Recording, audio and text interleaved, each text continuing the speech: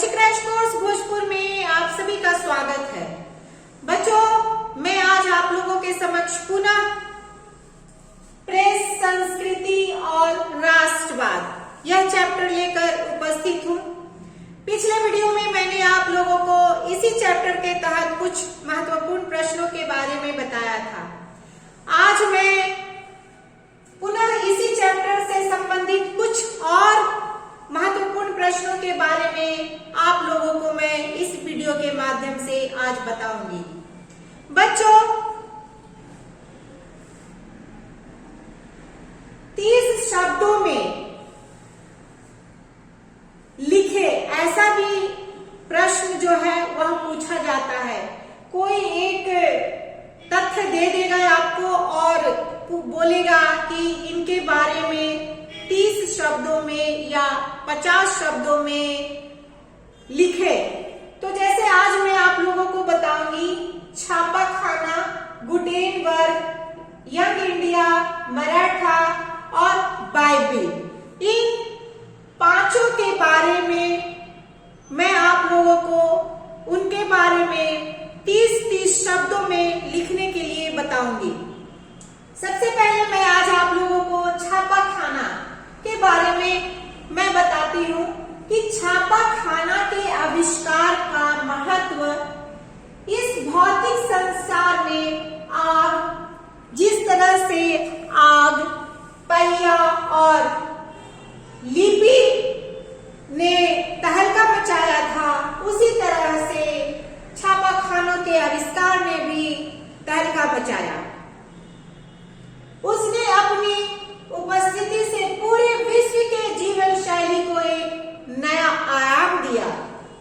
छापाखाना के आविष्कार और विकास का जो श्रेय है वह चीन को है।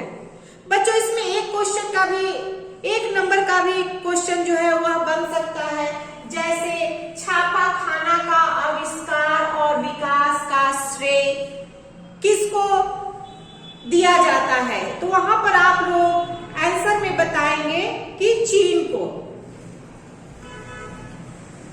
अब इसके बाद हम लोग गुटेनबर्ग के बारे में जानेंगे।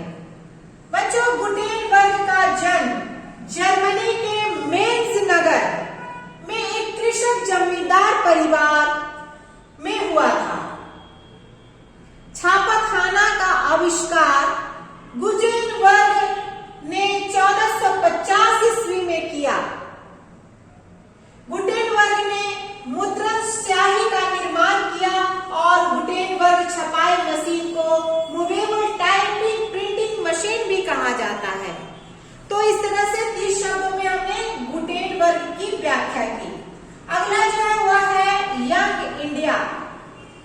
बच्चों, यंग इंडिया नामक पत्र का संपादन जो है वह महात्मा गांधी के द्वारा उनके विचारों एवं राष्ट्रवादी आंदोलन का प्रचार करने के लिए किया गया था। इस पत्र के माध्यम से गांधी जी ने सरकार को राजनैतिक दर्शन एवं राजनीतिक कार्यक्रमों से अवगत कराया तथा भारतीयों को एक बड़े आंदोलन के लिए भी क्या किया, प्रशिक्षित किया।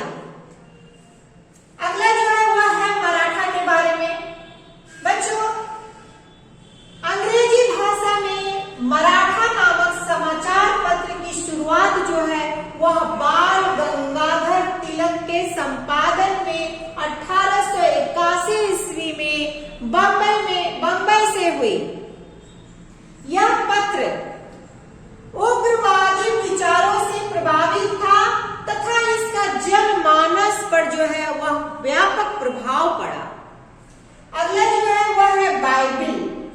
बच्चों, हम लोग बाइबिल के बारे में जानते हैं कि बाइबिल जो है वह ईसाइयों का जो है वह पवित्र धर्म ग्रंथ माना जाता है। तो हम लोग उसके बारे में भी 30 शब्द लिखेंगे। ऐसा पूछा जाता है बाइबिल के बारे में 30 शब्दों में लिखें। तो जानेंगे कि बाइबिल ईसाइयों का पवित्र ग्रंथ है। गुटेनबर्ग प्रेस में जो पहली पुस्तक छपी वह ईसाई धर्म ग्रंथ बाइबिल ही था।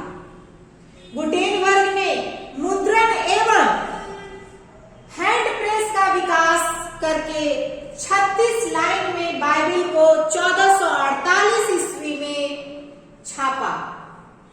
तो बच्चों इस तरह से हम लोग 30 शब्दों में जाना छापा खाना, गुटेनबर्ग, यंग इंडिया, मराठा और बाइबिल के बारे में। अगला जो प्रश्न बच्चों वह है भारतीय राष्ट्रीय आंदोलन में प्रेस की भूमिका एवं प्रभावों की समीक्षा कीजिए। बच्चों यह जो प्रश्न है यह दीर्घ उत्तरीय प्रश्न के तहत आते हैं और आपके परीक्षा में ये अक्सर पूछे जाते हैं। बच्चों भारतीय राष्ट्रीय आंदोलन के विकास एवं उद्भव में प्रेस की प्रभावशाली भूमिका रही। इसमें राजनीतिक, सामाजिक, आर्थिक एवं अन्य मुद्दों को उठाकर उन्हें जनता के समक्ष लाकर उनमें राष्ट्रवादी भावना का विकास किया तथा लोगों में जागृति ला दी।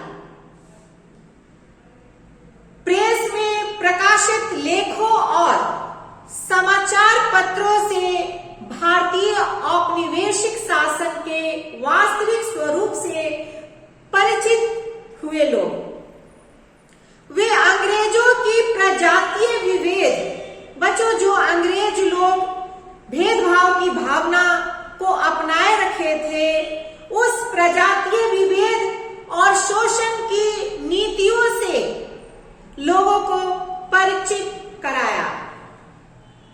समाचार पत्रों ने उपनिवेशवाद और साम्राज्यवाद के घिनौने मुखौटों का भी क्या किया कि पर्दाफाश किया तथा इसके विरुद्ध लोकमत को संगठित किया। जनता को राजनीतिक शिक्षा देने का दायित्व भी समाचार पत्रों ने अपने ऊपर ले लिया। समाचार पत्रों ने देश में चलने वाले विभिन्न आंदोलनों एवं राजनीतिक कार्यक्रमों से जनता को परिचित किया। कांग्रेस के कार्यक्रम हो बच्चों, कांग्रेस के कार्यक्रम हो या उनके अधिवेशन, बंग भंग आंदोलन एवं समाचार पत्रों द्वारा लोगों के इनमें भाग लेने की प्रेरणा मिलती थी। कांग्रेस के भिक्षाटन की भावना को बढ़ावा देकर राष्ट्रवाद का प्रसार किया। इस प्रकार समाचार पत्रों ने राष्ट्रीय आंदोलन को एक नई जागृति दी। तिलक, एनी बेसेंट, महात्मा गांधी और अन्य प्रभावशाली नेता प्रेस के माध्यम से ही जनता तक पहुंच सके। बच्चों समाचार पत्रों के माध्यम से ही आम जनता भी प्रेस और राष्ट्रवाद से जुड़ गई। तो बच्चों इस तरह से हम लोगों ने जाना कि भारतीय राष्ट्रीय आंदोलन में प्रेस की क्या भूमिका थी और उसका क्या प्रभाव था, इसके बारे में। बच्चों आज के वीडियो में मैं इसी प्रश्न के साथ अपना ये क्लास जो है समाप्त करती हूँ। कल मैं पुनः उपस्थित रहूंगी इसी चैप्टर के साथ कुछ और प्रश्नों को लेकर। तब तक के लिए धन्यवाद।